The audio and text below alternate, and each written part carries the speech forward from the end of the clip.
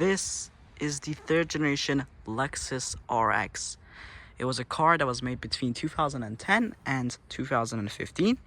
It received a major update in 2013 that changes the exterior by a lot and a few small changes in the interior as well, but no mechanical changes.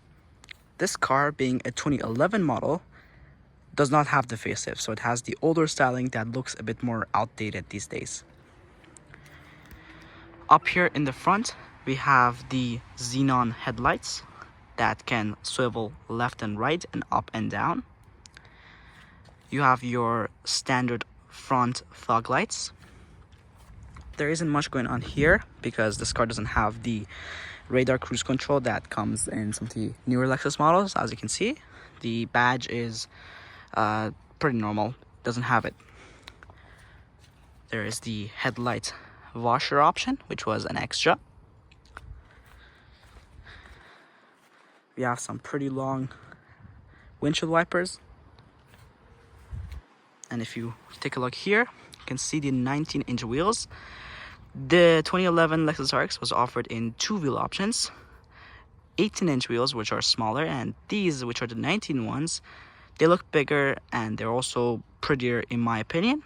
And obviously they costed a bit extra back in 2011.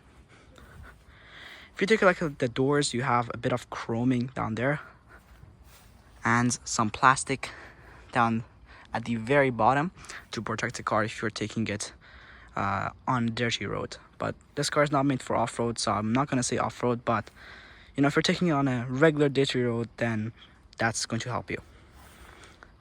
You have the iconic Lexus RX shape in the windows, which I think looks very nice even today. And you have the chrome around the windows. And finally at the back, this is what the rear end looks like. I can show you guys it better from here. Looks very, very nice, as you can see. We have, again, lots of chrome over here. As you can see, the bumper is pretty simple. There's not even an exhaust pipe. The actual exhaust is hidden underneath the car. And other than that, there isn't much else back here. One thing that I'll talk about though is the rear spoiler that is very, very big, as you can see, and actually hides the rear wipers for this car underneath. But that's pretty much the whole exterior. Now let's take a look at what's on the inside, and we're going to do a cold start as well. So the way you get in the RX is either by the key, so you can unlock the car, or you can just walk up to the car and it will unlock itself. So just taking a look, you simply put your hand in, the door unlocks just like that, and if you want to lock it, just press this. Alright, so the interior of the Lexus RX. I've pushed my seat the furthest back it can go, so you guys have a better look at what's going on here. So you have your steering wheel. First of all, it's finished in nice leather that has been worn out quite a bit over time. You have the Lexus badge on here, obviously. You have your audio controls here on the left, your Bluetooth controls here in the top section, and you also have the controls for the gauge cluster, which I'll show you later on over here. Now if you take a look right here, you can see your cruise control, which is pretty normal. It's not anything special, and it can be adjusted like any other regular cruise control. Obviously you don't have any kind of adaptive cruise control in the RX, at least in this generation. Now if you take a look here, you might see this blank space. That is actually where your heads-up unit goes, and this car is available in some markets and some options with heads-up display. This particular car does not have the heads-up display, which is why it's blank over here. I'm not quite sure why this button is blank. However, I guess that's just like an accessory button. Taking a look at the left side of the driver, you have plenty of buttons. First of all, starting from the top, you have your main air conditioning vents, which are pretty normal. You have your cup holder, which you can use. This is very, very helpful. And then going Further down, you have the controls for your gauge cluster. Once again, you can control the brightness of the gauges. You have 3 buttons here. So one is for the headlight washer, the trunk opener, and the fuel opener. And if you take a look at the door, you have a few buttons on here. You have the main window switches, your door locks, and your mirror switches. Unfortunately, this car does not have the optional folding mirrors that some RXs come with, but that is certainly an option you can get as well. This is just manually folding. And if you take a look up here, you can see your memory seating, which is for the driver only. And that's because the car actually comes with automatic seats. Let me show you from the outside. So this is what the automatic seats look like. Push it forward, back, and you even have lumbar support, which is pretty impressive for the car's model year. Getting back inside, we can take a look at what's in the center console. So starting from the top, you have your main navigation system, which I will show you right now. Now, in order to show you the navigation, I have to start the car. So let's give it a start. You can turn it on by clicking the brake. Having the key in your pocket, doesn't need to be out, just in your pocket. Press the brake, light will show up, and you can start it up. Just like that.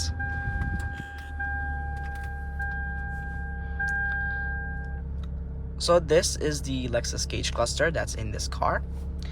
You have your torque gauge right here. You have your speed right here, and your fuel and your engine temperature on the sides. Now, as you can see, there is a small display here on the top. That is your gear display and your odometer down here. Now, you might have seen these 2 lights here on the top. Those are just for looks. They don't actually function. They don't do anything, but it does make the gauge cluster a bit more pretty looking. Now, in order to see different information on the little display over there, you have to control it via here. So this switch right here lets you control the stuff over there. So I'll just flip between the different panels. You can see different variables, including your fuel economy, your cruising range, and of course you can just turn it off like how it was before. Now let's talk about the main navigation system. So that's what you have. It's pretty far from the driving position. You will not be able to reach it. So how you control it is via this right here. It's not even controllable by hand, if you're wondering. The only way to control it is via the system right here. So this is the Lexus control panel. It's a bit like how you use a computer mouse, and you'll get used to it very quickly. So you just go to different places you want, and if you want to enter, you just press either side of the mouse. And of course, there are 2 shortcuts over here as well, your menu and your map. So you can press either to go to that place very quickly. So I'll just press the menu option right now, and this is your main menu. As you can see, you have your destination here on the left, your phone stuff like your Bluetooth. You have a setup page, which can set up many things about the car, such as maintenance stuff, vehicle customization, and there is lots of stuff to play around with right in here. The main places that you'll be probably using in this interior, however, will be the climate and audio. The navigation is quite outdated. It does not have many of the roads that are currently in new maps, which is why we use Google Maps when we are driving this car. But you will be using the climate and audio menu. So taking a look at the climate controls, you can do everything that you can in a normal car. Your fan speed, where the temperature comes out from. You have dual zone climate control in this car, which you can turn on from this switch. Gives you the outside temperature and a few other small settings. You can also control the climate control from these switches right here. These are shortcut switches that can make controlling the climate control a lot quicker. so you don't have to go in the menu. But obviously they cannot control everything, so for a lot of things you do have to go in the touchscreen. Now if you exit that, you can take a look at the audio section. Here we can turn on FM satellite radio. Yes, this card comes with satellite, which is pretty impressive. You have your Bluetooth and all of that. It's very nice. Now, if you also want to control the audio and don't want to use the touchscreen, there is another way to do it. You can use one of these buttons. These are very premium Lexus buttons that control the volume and whatnot. And you can also put in DVDs in this card. There are 6 discs that can be put into here, which is very nice. Now when it comes to audio, the Lexus RX is available with 2 different sound systems. One is the regular Lexus sound system, which is what this car has. Comes with, I believe, 17 speakers or so. And there's the Mark Levinson, which is the upgraded sound pack. I can say that this basic Lexus one actually sounds pretty nice, but obviously if you want better quality, you should probably go for a spec that has the Mark Levinson. Now taking a look at what's in the gear shifter area, as you can see the gear is mounted quite high.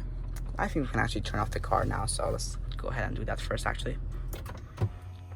And as you can see, when we turn off the car, the steering wheel actually moves back and the seats also move back as well, which is very, very nice. But again, as I said earlier, taking a look at the gear shifter is mounted on almost the dashboard. And the reason this is done is because Lexus wanted to give us more space underneath. So as you can see, there is quite a lot of space over there underneath the center console, which is not something you see in these older cars. Obviously these days it's pretty normal to see space underneath the center console, and that's because most new cars use electronic gear shifters. This car doesn't, but because of the way the gear shifter is mounted on almost the dashboard, it doesn't actually really need to have extra space taken up here, which is really, really cool engineering from Lexus' part. Now the rest of the center console is pretty simple. You have your 2 cup holders, which are fairly large, and they can also extend if you have a larger drink. And if you have an extra large drink, you can just take this whole thing out like so. And just close that up. Over here, you have 2 very key buttons. You have your traction control off and your differential lock. This car is all-wheel drive, so it does not have the rear differential lock or front differential lock. And obviously, this is not really a car you should be taking off-road. But if you are going to be taking it off-road, or maybe you're in a slippery situation, I would definitely recommend turning on the diff lock button. Now over here, if you take a look, that's just a wire for charging your phone. But if you take a look here, you have your heated and cooled front seats. As you can see, these seats are nicely ventilated because they have holes in them, and during the summer you can turn on the nice cold seats, and obviously during the winter you can turn on the heater seats as well, which is a nice feature for a 2011 car. Taking a look at the center console, with this white interior, I would say it's actually gray, but yeah, with this gray interior, there is quite a lot of dirt here, which is something that will accumulate up over the years. And obviously the leather quality, as you can see, is not in the best of shapes, but it is still holding up and there is no rips. It's just general wear. If we take a look here, there isn't a cooler in here, but just a regular old space to put different stuff. It's nicely done with felt as well, as you can see. Very nice, and there's quite a lot of space there as well. And you can also use the built-in ports that's in there to charge your mobile devices, which is also very nice. Now, other than that, there isn't much else to talk about. We can take a look at the glove box, which opens up like so. You can lock it as well from there. Here in the top section, we have your sun visors. Opens up like so, and there's a light over here. Nice. And you can also open it, and let's see if it does the trick. And yes, it does. That's good. Oops. Like, let's make sure it goes in there. Same with the other side, and of course you also have your switches up here. So you have your let me just zoom in for you guys. You have your sunroof switch here, your tilt sunroof switch over there. You have your garage switches. You can add 3 garages, which is pretty impressive. And you also have your light switches. So you have a main light like so, and you also have smaller reading lights, which is pretty cool as well. And they're also done in nice blue colors, so they're not going to annoy you at night, which is pretty cool as well. I think that's everything in the front. I can show you the sunroof as well. So this car has the smaller sunroof. I believe in the Arabian market, you can get a bigger panoramic sunroof, but not here in North America, unfortunately. Now let's take a look at the rear seats. Okay, so the back seat of the RX. If you take a look, there isn't much space. It's quite tight back here for my leg. For my head, it's okay, and I can't show you, but you just have to believe me for a second. And I've adjusted the seat, the front seat, to be where I would be comfortable. Obviously, the driver isn't as tall as me. I'm 6'2", by the way. I can have more space. But if the driver is about 6 foot or taller, it wouldn't be the best of fits back here. But I do still have space, you know, and I think even up to 6'5", you should be fine in the backseat of the RX. Now, when it comes to other things that I should talk about back here, one of the cool things about the seats is that they can actually tilt backwards. So if you want to, let's say, recline a little bit, that is something you can do. If you take a look at the doors, there isn't much going on. You have just speakers that you can talk about in your regular window switches, and you also have some cubby spaces, which is very cool. You also have it on the other side as well, and you also have a bit of space right here. Your standard cup holders under the nice wood panel. You have some space here as well, which actually is quite a lot of space. That's surprising. And the light color interior does make the back seat and also the whole interior just make a little bit, it just makes it like feel more roomy. So if that's something you like, you should probably go for a light colored interior RX if that's something you're interested in. But it is quite a bit darker back here, especially because the rear windows are tinted from the factory. So these are privacy glass windows.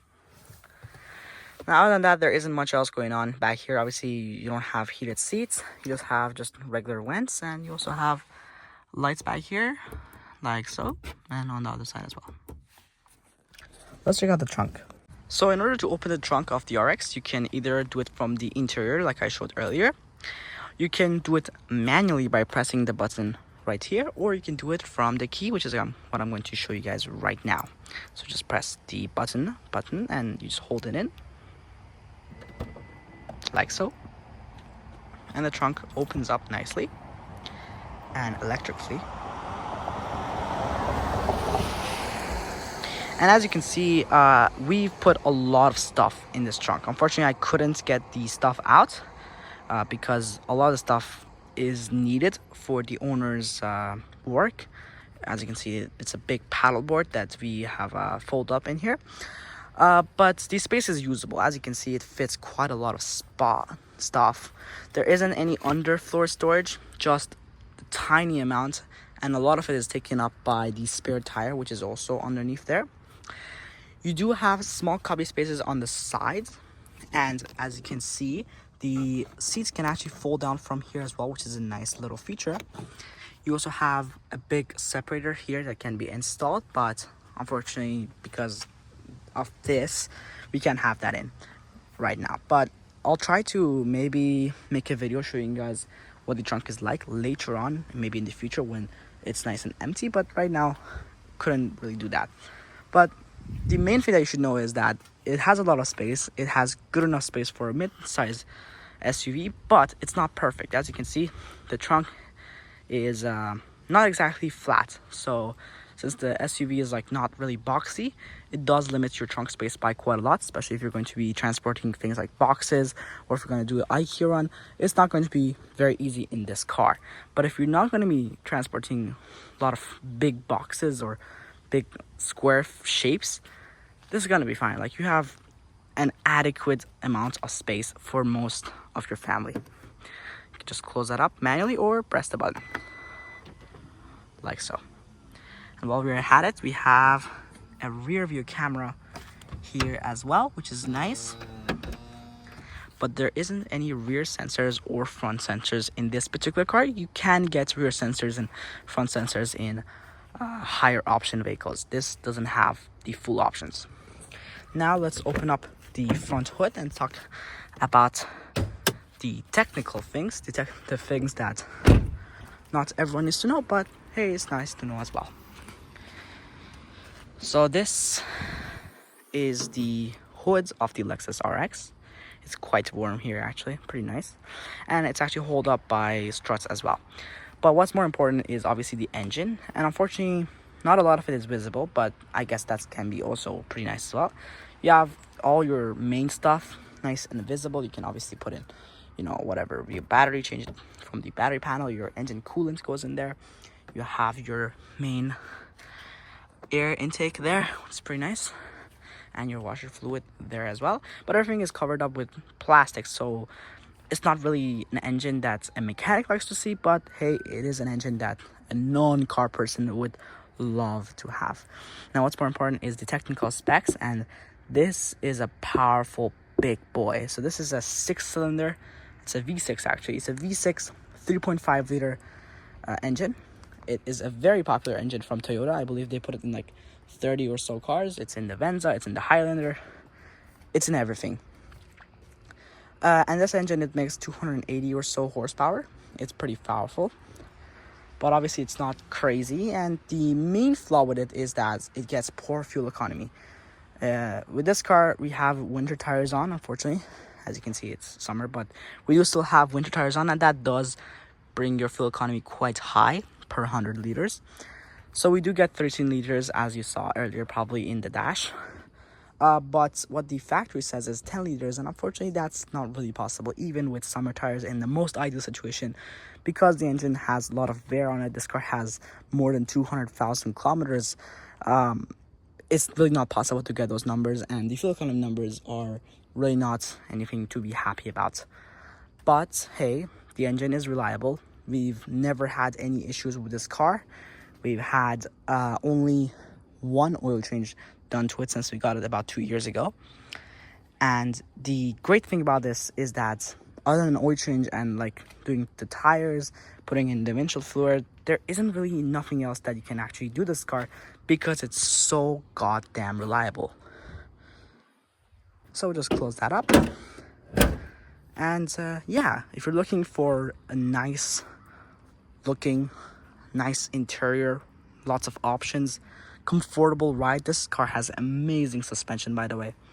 If you're looking for all that in one SUV, the 3rd generation RX is really an attractive option. And it's also very cheap as well. This car right now, something like this, 2010, 2012, 2011 model, with similar amounts of options and similar mileage, would go for about $15,000, which is seriously impressive for a car like this. Anyways, that's been it for today's video.